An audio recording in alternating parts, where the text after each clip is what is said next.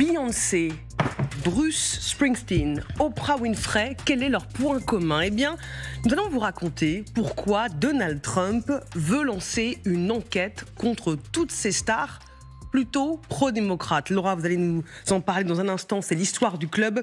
Permettez-moi d'accueillir Malcolm Bihiga, chroniqueur au Nouvel Économiste et spécialiste de la politique américaine. Merci d'être avec nous en direct dans le Club Bonjour. Info. Avant de vous entendre, Laura, racontez-nous pourquoi la nouvelle cible de Trump, ce sont ces grandes stars américaines. Plusieurs grandes stars américaines, quelques grandes stars américaines, vous allez les voir en photo. Ces 5 superstars américaines. À votre avis, pourquoi? Elles ont un point commun. À mon avis, elles sont plus Kamala Harris, plus démocrates que républicains. Totalement Kamala Harris. Elles se sont rendues coupables à ses yeux d'avoir soutenu Kamala Harris pendant la dernière campagne présidentielle. La dernière accusation de Trump est la suivante. Elles auraient été payées pour le faire. C'est dit tout en finesse sur son réseau Truth Social. Ne riez pas. Celui des plus gros coups d'éclat, on le sait bien. Combien Kamala Harris a-t-elle payé Bruce Springsteen pour sa mauvaise performance pendant sa campagne? Pourquoi a-t-il accepté cet argent s'il est si fan d'elle? N'est-ce pas une contribution de campagne importante et illégale? Qu'en est-il de Beyoncé? Et combien ont été remis à Oprah et à Bono? Je vais demander une enquête approfondie sur cette affaire. Alors, Laura, nous sommes au mois de mai, l'élection a eu lieu en novembre, Donald Trump est au pouvoir depuis le 20 janvier. Pourquoi un tel déchaînement maintenant ? Souvenez-vous, pendant la campagne, nous avions fait le décompte des stars côté démocrate et côté républicain. Bilan, victoire par chaos du clan Harris qui avait pu compter sur tous les fidèles, tous les habitués. George Clooney, Julia Roberts, Jennifer Aniston, Ben Stiller, Meryl Streep, Robert De Niro, Jennifer Lopez, certains donnant un peu plus de leur personne que d'autres. On le voit à l'image. Ainsi, Beyoncé, chauffeuse de salle de luxe, lors de cet événement à Houston au Texas, moins de 2 semaines avant l'élection. Ou encore Oprah Winfrey, animatrice de plusieurs meetings aux côtés de la candidate, dont le dernier le 4 novembre, c'est-à-dire la veille de l'élection. C'est à Philadelphie. Peut-être ce souvenir douloureux est-il resté une blessure pour l'ego fragile de Donald Trump malgré sa victoire du 5 novembre. Blessure qui a vraisemblablement été ravivée par un événement récent.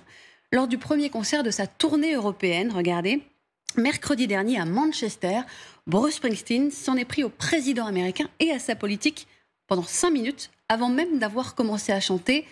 On écoute un extrait. Aux États-Unis, on persécute des gens qui usent de leur droit à la liberté d'expression et expriment leur désaccord. Aux États-Unis, les hommes les plus riches se complaisent à abandonner les enfants les plus pauvres du monde, à la maladie et à la mort. Ils abandonnent nos grands alliés et se rangent du côté des dictateurs. Il provoque un peu, Bruce Springsteen. 2 jours plus tard, Donald Trump dégainait contre lui sur son fidèle Truth Social. Florilège, il n'a pas de talent. Il est odieux, c'est un obstiné, un connard, qui a soutenu avec ferveur Joe Biden l'escroc. Ce pruneau desséché, entre guillemets, sa peau est tout atrophiée, devrait se la fermer. Connard et se la fermer était en majuscule. D'accord. Précise parce que sinon c'est trop doux, voyez. Bien Et sûr, voilà. évidemment. Il faut souligner les choses. Évidemment, dans la foulée vraiment, il s'en est pris à une autre superstar de la chanson, autre soutien de Kamala Harris, Taylor Swift, réputée pour être une des artistes les plus influentes aux États-Unis. Je le cite là encore. Quelqu'un a-t-il remarqué que depuis que j'ai dit « je déteste Taylor Swift », elle n'est plus désirable? J'ai vérifié. Oui. La chanteuse compte toujours 280 millions de followers sur Instagram et ne paraît pas souffrir d'une quelconque baisse de popularité. Alors pourquoi s'en prend-il à elle aussi violemment? Contrairement à Bruce Springsteen, elle est plutôt discrète. Le New York Times a trouvé une explication. Un de ses correspondants à la Maison-Blanche a remarqué qu'au moment de ses publications, Donald Trump était à bord d'Air Force One, rentrant à Washington depuis Abu Dhabi. Il n'est pas inhabituel pour ce président de se battre sur Internet avec des célébrités, a analysé ce journaliste, mais sa frénésie de publication ressemble à une sorte de déprime. Après 4 jours passés à se prélasser dans le genre de splendeur opulente et d'éloges somptueux qu'il a trouvé au Moyen-Orient et qui le ravissent tant. Donald Trump serait mélancolique? Nous l'ignorons, mais en écrivant cette histoire, j'ai relu quelques phrases célèbres sur la vengeance. Il y en a beaucoup, vous savez. C'est un thème qui a beaucoup inspiré les écrivains. J'en ai sélectionné une, je l'aime bien. Et si je peux me permettre de la lui conseiller très modestement, elle dit Aussi longtemps qu'on médite sa vengeance, on garde sa blessure ouverte. Ah bon? Fake news, fake media, leur a poussé.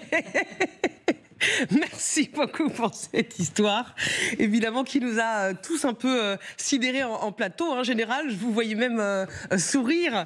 On sait que Malcolm Biga est avec nous. Plus sérieusement, qu'est-ce que ça dit de Donald Trump, de sa vision du monde, sa cabale qu'il mène contre ses stars, alors qu'il a été élu, qu'il est aux manettes et qu'il a, si je puis dire, d'autres chats à fouetter? Alors, ça dit une chose. Tout d'abord, Donald Trump a une vision qu'on peut dire très personnelle de la musique et très personnelle de la culture. Il a nommé en janvier dernier des ambassadeurs à Hollywood, Mel Gibson, Sylvester Stallone, Jon Voight. Et pour la musique, on sait très bien qu'il est très friand des YMCA et qu'il a une horreur de Bruce Springsteen, de Beyoncé, des Taylor Swift, toutes ces stars démocrates. Mais pour revenir sur la fake news qu'il a lancée, en réalité, les candidats à l'élection américaine payent les maisons de production des stars et ne payent pas les stars elles-mêmes. C'est un peu comme le Super Bowl. Donc, par exemple, vous avez une star qui a besoin de telles sommes pour monter un stade, pour payer les backer dancers, pour les artifices. C'est en fait la campagne qui va payer les salariés derrière la star, et la star, elle, ne va pas toucher un rond ou $1, un peu comme au Super Bowl.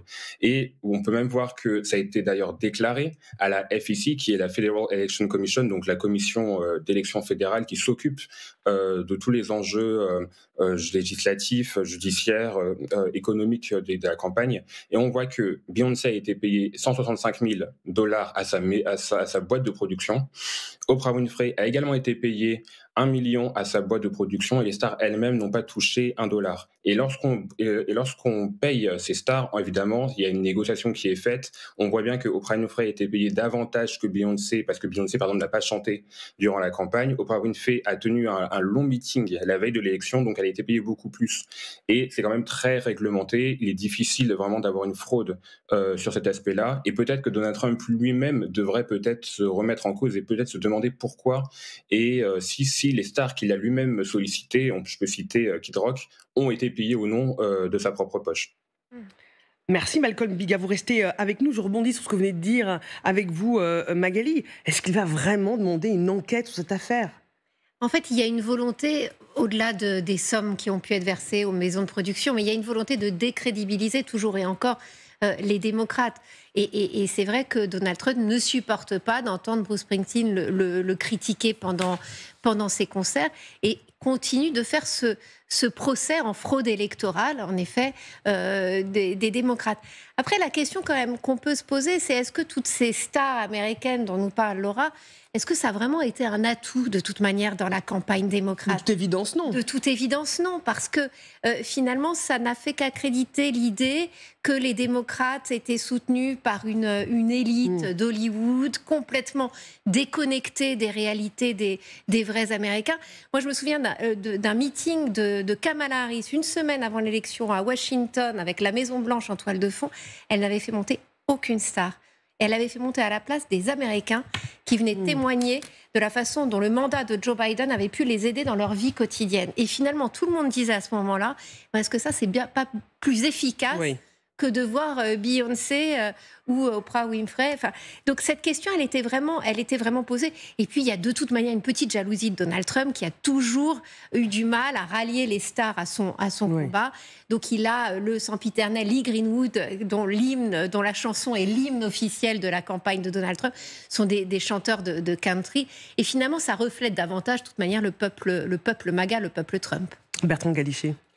Oui, effectivement, ça a été de la part de Donald Trump aussi la façon de montrer qu'il est toujours aussi rancunier, toujours aussi revanchard, et que le camp démocrate reste dans son viseur et qu'il n'épargnera personne. D'ailleurs, il n'a aucune limite. Et moi, je fais le lien avec ce qu'il a dit hier à propos de Joe Biden sur le cancer de Joe Biden. Il a été d'une violence et d'une virulence absolument déchaînée, sans barrière morale, sans aucun respect finalement. Alors après, on peut sur le fond discuter de cette histoire, mais ça veut dire qu'il est quand même toujours dans cet esprit de revanche, voilà, d'accusation finalement, de posture qui fait que ce qui est démocrate de toute façon n'est pas bon, doit être critiqué, doit être suspecté et doit être accusé d'une manière générale, avec toutes les possibilités que lui offre son statut de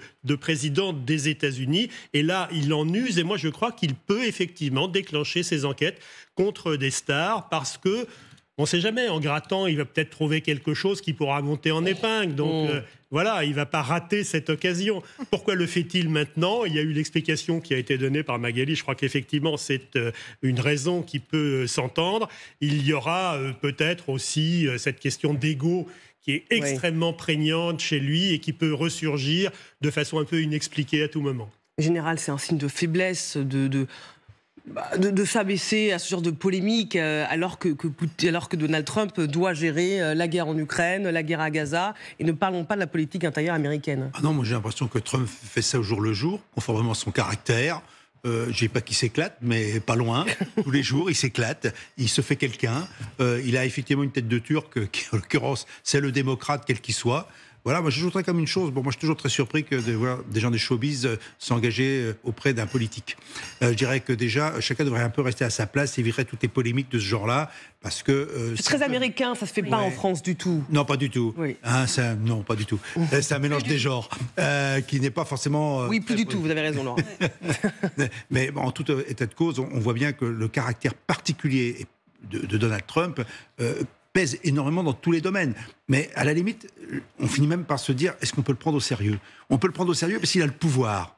Mais en tant qu'homme, en tant que quelqu'un qui pense, quelqu'un qui agit, on peut s'inquiéter finalement pour les États-Unis. Je dirais à la limite, beaucoup diraient la même chose, dans 3 ans c'est fini.